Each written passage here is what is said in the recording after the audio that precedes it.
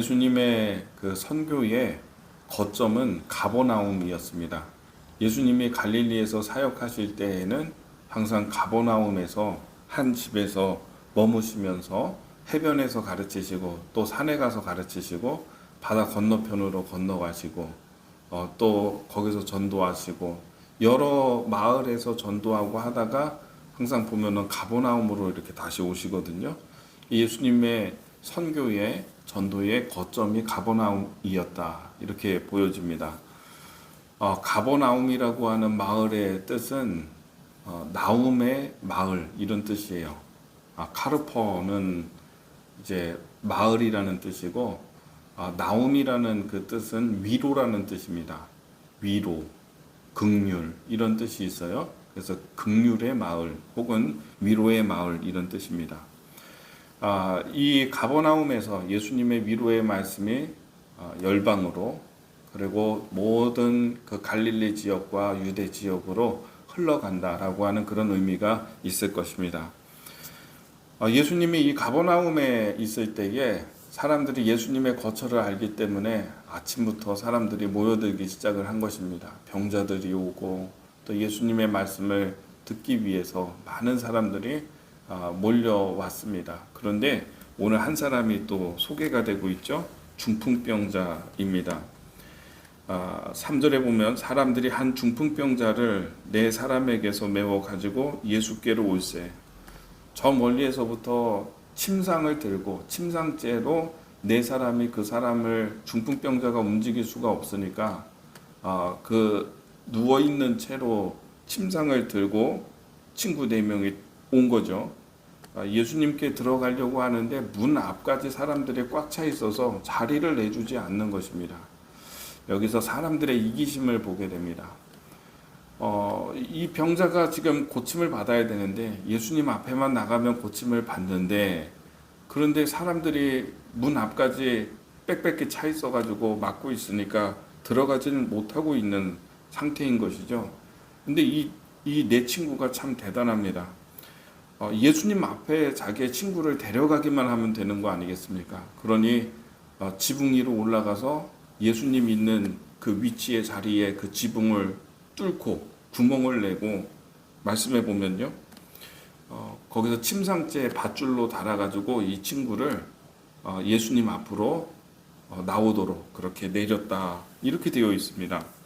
4절에 무리들 때문에 예수께 데려갈 수 없으므로 그 계신 곳에 지붕을 뜯어 구멍을 내고 중풍병자가 누운 상을 달아 내리니 5절에 예수께서 그들의 믿음을 보시고 중풍병자에게 이르시되 작은 자야 내 죄사함을 받았느니라 하셨다. 이렇게 되어 있습니다. 고쳐주신 것입니다. 누구의 믿음을 보았냐면 친구들의 믿음을 보시고 여기서 보면 분명히 그렇게 되어 있어요. 그들의 믿음을 보시고 친구들이 참 대단하지 않습니까? 이 믿음은요, 중풍병자는 움직이질 못해요.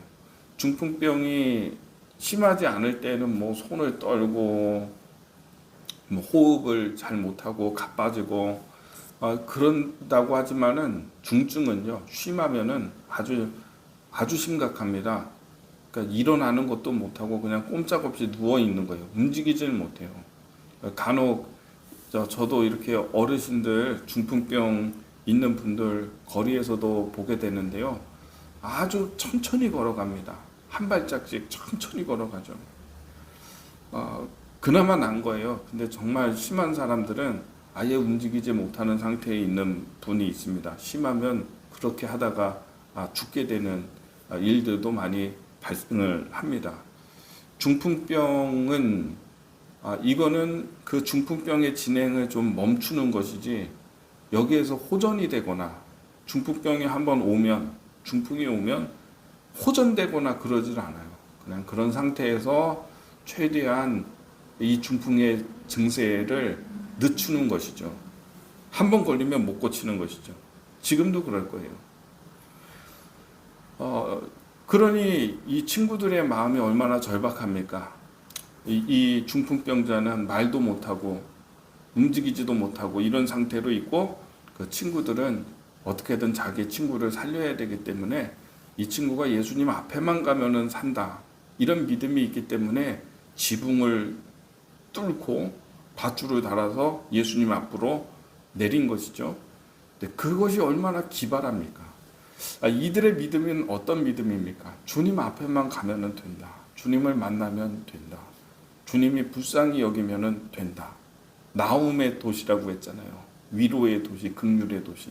예수님이 이 친구를 불쌍히 여기시면, 만나면, 그러면 이 친구는 산다. 이 친구들에게는 믿음이 있었고, 믿음 때문에 소원이 있었고, 이런 행동을 하게 되는 것이죠. 이 모습을 보고 주님이 감동하시고 이 병자를 치유해 주셨다는 것입니다. 중풍병이요. 이전에, 그러니까 1장 마지막에 나병 환자 만나시잖아요. 이게 영적인 상황을 얘기하는 거예요. 무리들의 영적인 상황. 그때 당시에 백성들의 영적인 상황. 마치 나병 환자와 같이 감각이 없기 때문에 고통을 느끼지 못하는, 죄를 져도, 죄를 범해도, 더러워져도 죄로 인한 고통이 없었던 시대에 하나님의 뜻과 하나님의 생각과 율법의 경계가 없어지고 죄에 대한 고통이 사라지고 문둥병처럼 그런 현상과 증상에 대해서 나병 환자를 고치는 사건을 통해서 주님의 메시지를 주셨고, 이번에는 중풍병자잖아요. 바로 이어서 중풍병자. 죄가 들어왔거든요. 인간의 세상에 죄가 들어와서 죄로 인하여서 완전히 아무것도 못하는 그런 상태가 되어버린 그런 모습들의 현상을 말해주고 있는 것입니다. 마비입니다. 마비. 여러분, 마귀가 오면요, 어떤 자리든지 마귀가 들어오면 그 자리가 어떻게 되냐면, 어떤 현상이 있냐면 공통적으로 마비의 현상이 있어요. 마비. 모든 게 마비돼요. 사람들 가정에 마귀가 들어와서 역사하기 시작하면 어떻게 되느냐? 죄로 인해서 사람들을 묶어놓고 마비가 일어납니다. 대화도 그전에는 잘하고 이야기도 많이 하고 여행도 다니고, 그리고 필요한 대로 서로 돕고 의지하고 왔다 갔다 하고 왕래하고, 이렇게 막 그냥 자유롭게 했던 가정이 마귀가 들어오게 되면 마비가 일어나요. 그런 일들이 하나씩 중단되기 시작해요. 대화가 끊기고 왕래가 끊기고 서로 함께 도모하는 일들이 사라지고 마비입니다. 아무것도 못하고 꼼짝 못하고 그냥 있는 겁니다. 어떤 사회든 어떤 공동체든 마귀가 들어가서 역사하기 시작하면 나타나는 현상은 딱 한 가지, 마비예요. 그전에는 잘했던 것도 못해요. 안 해요. 그런 게 다 사라져버려요. 마비예요. 꼼짝 못해요. 아무것도 못해요. 아무것도 안 해요. 이게 중풍병자의 모습이에요. 움직이지 못해요. 전에는 다 움직이고 다니고 활동하고 말하고 했는데 이 중풍병 한번 걸리고 나니까 꼼짝없이 아무것도 못하는 마비가 일어나는 것입니다. 죄가 우리에게로 돌아오면요, 사람에게 죄가 들어오면 마귀가 이것을 가지고서 그 사람을 꼼짝 못하게 딱 묶어놓는 것입니다. 우리 영화 보고 그럴 때, 드라마 보고 그럴 때 너무 큰 충격을 받으면은 아무것도 못하고 그냥 그 상황에서 움직이지 못하고 그냥 놀래서 가만히 있잖아요. 그러니까 원활하게 잘 움직이고 했던 사람도 마귀가 들어와서 죄로 인해서 사람을 묶어버리면요, 아무것도 못하고 꼼짝 못하는 상태, 이런 상태가 되어버리게 되는 것입니다. 반대로 성령이 오시면 어떤 일이 있냐면요, 마비에 걸렸던 사람이요, 다시 움직이기 시작합니다. 성령이 오시면, 하나님이 오시면요, 하나님이 우리를 주관하시면은 그 가정이 자유하게 되죠. 원활하죠. 대화하고 여행도 가고 소풍도 가고 웃고 즐기고. 그래서 평화라고 하는 거는요, 평화의 상태는 어떤 것이냐면 모든 기능이 다 원활하게 작동하는 상태, 이게 평화입니다. 평화가 깨지면요, 하던 일을 못하고 묶여버리고 마비가 오고 이렇게 되는 거예요. 모든 기능이 원활하게 되는 게 평화인 거죠. 이 사람의 문제는 죄의 문제입니다. 이 중풍병자의 문제는요, 죄로 인해서 이 병이 온 것입니다. 그래서 예수님이 이 병자에게 이렇게 말씀하세요. 작은 자야, 내가 죄사함을 받았느니라 말씀하십니다. 죄를 용서해 주심으로 이 죄로 인해서 묶여버렸던 것을 풀어 주시는 것이죠. 여러분, 이 메시지는 예수님이 주시는 이 사건을 통해서 우리가 메시지를 새겨야 됩니다.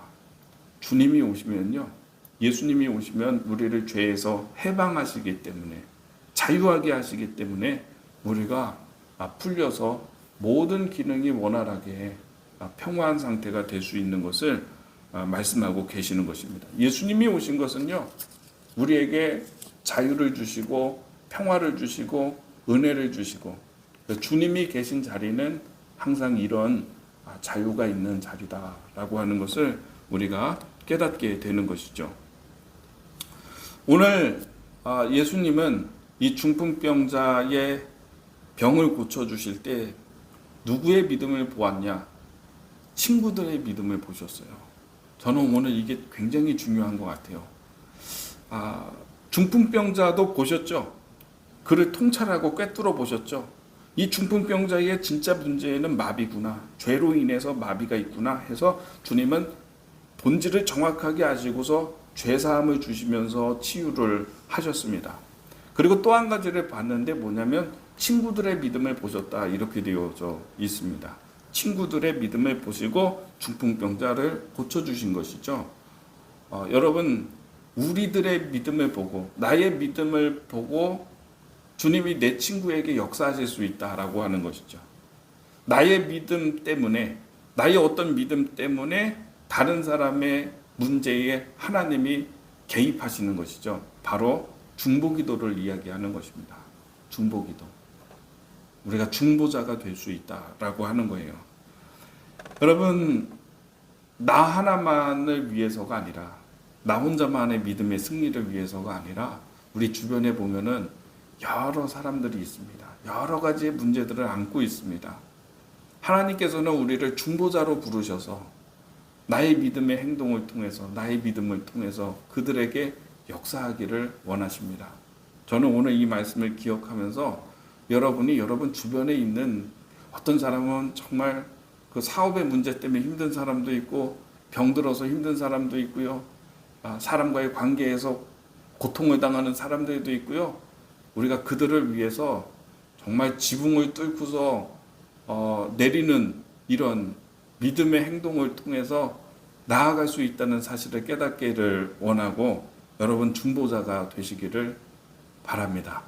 하나님께서 세상을 위한 중보자로 우리 사랑하는 모든 성도들 부르시고 역사하기를 원하는 것을 믿으면서 나가는 복된 날이 되시기를 주님의 이름으로 축복합니다.